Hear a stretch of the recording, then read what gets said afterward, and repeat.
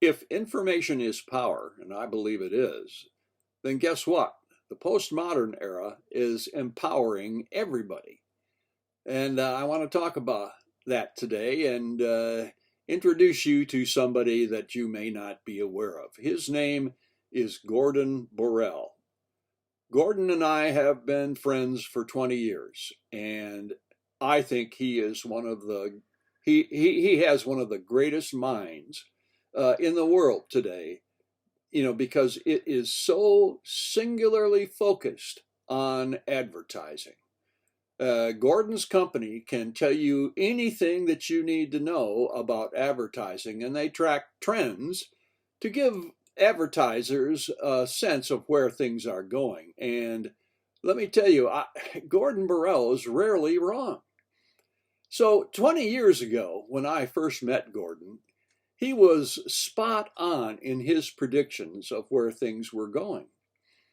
And, one thing he used to say at a lot of different presentations was that for advertisers, who are accustomed to the practice of shooting deer, let's say, that was a metaphor for what advertisers were, empowered to do. They could hunt the deer from a top-down perspective.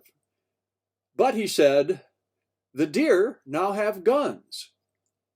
That means that those people that advertisers were trying to capture were now able to shoot back because digital media had transformed the entire landscape. So, in addition, he would say, the deer now have guns. What do you do when the deer have guns? You get into the ammunition business. And that is a profound statement about the truth of advertising, is that when the deer have guns, you have to get into the ammunition business because that will help them in their efforts to become their own media companies, if you will. So let's talk about the ammunition business that Gordon was referring to. And I think the best example of that is Google. In fact, I think Google's entire mission is based upon becoming that ammunition business for, the great horizontal, the era when people function as media companies. Everybody is a media company today.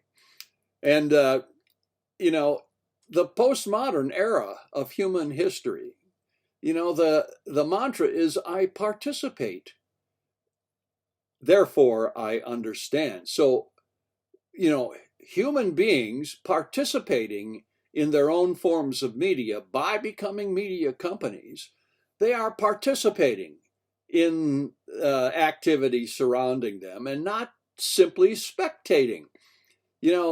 We were all spectators in the top-down world of modernism. Somebody had a stage, we were the audience. You go to a movie theater, we were the audience. Media was one way from the top to the bottom. But now, in the great horizontal, people can talk to each other along this bottom. So there's no need for that particular hierarchy anymore. And if the web is good at one thing, it's at bypassing middlemen. There's no need for middlemen anymore if individuals can do their own thing. So Google, is the quintessential ammunition business company. They want to, organize the world's information, and they're well on their way to doing it. And search itself, which is Google's obsession, search itself is a brand new way of organizing information. One in which we can ask the question and be given the information we're looking for instead of searching through the Dewey Decimal System or other organizational systems in order to find it. And that has revolutionized everything. So Google, through the company YouTube that you are watching right now, leads the way in being the ammunition business for all of us. YouTube Studio is amazing. It's absolutely amazing. And I don't believe you'll find a YouTube channel anywhere that would deny that.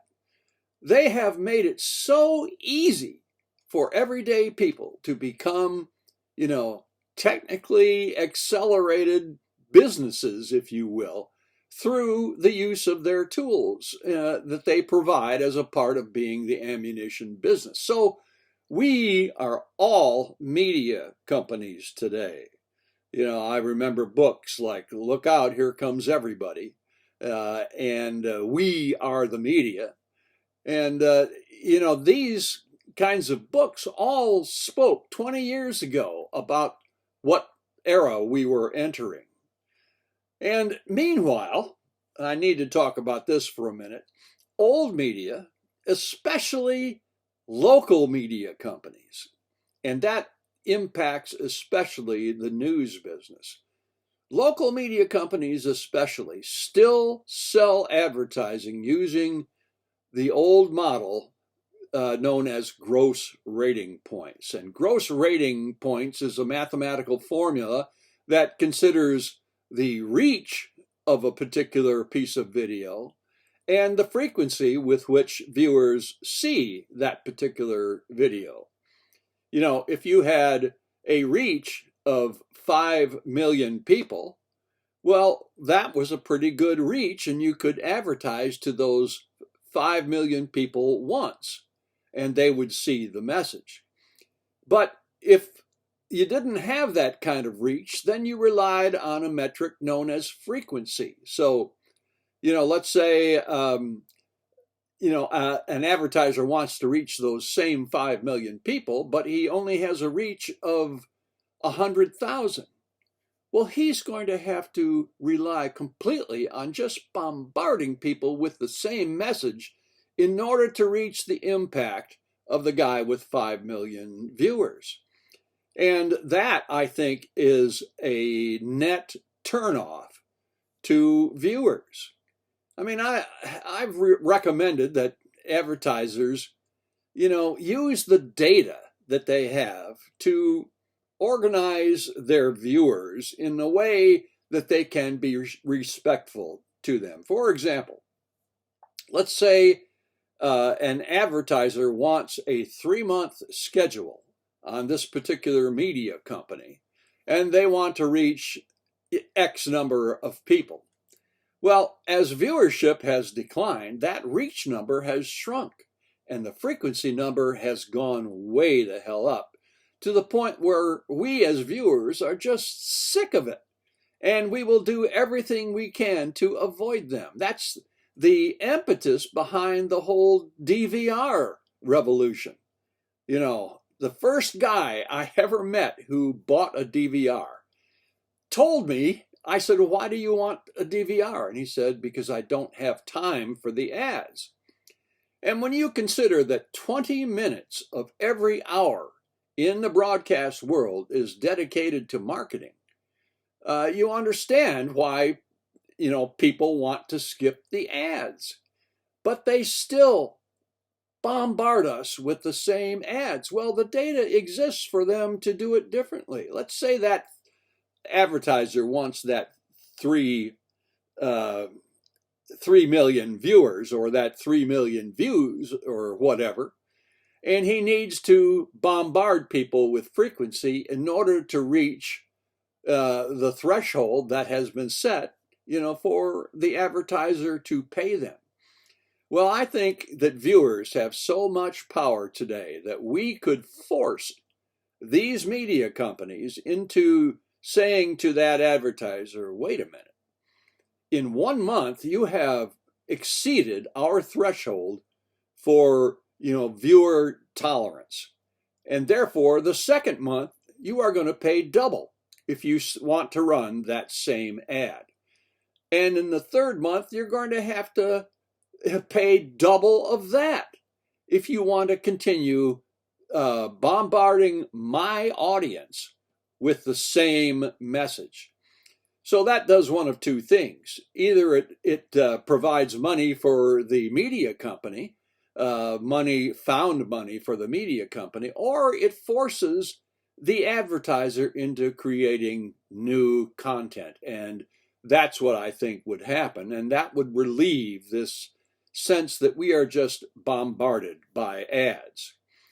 I can't, end this without talking about Peacock, because I love Peacock and Peacock's approach to viewers in this context. Um, their ad breaks on bingeable shows, are a minute long.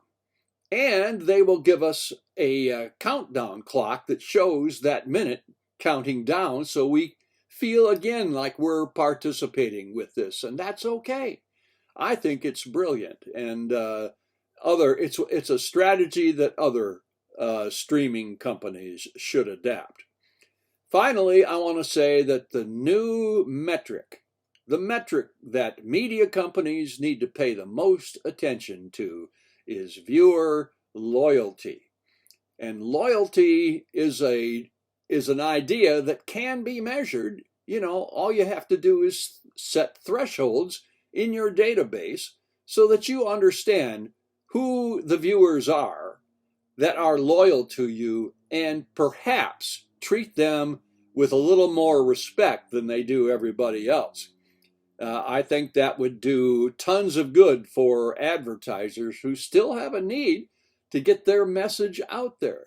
It's just that the old methods are worn out and can't exist forever because we live in the postmodern era. We're not spectators anymore, we're participants. I participate, therefore I understand. Of course, I could be wrong because, as I always try to tell you, I'm just a commentary.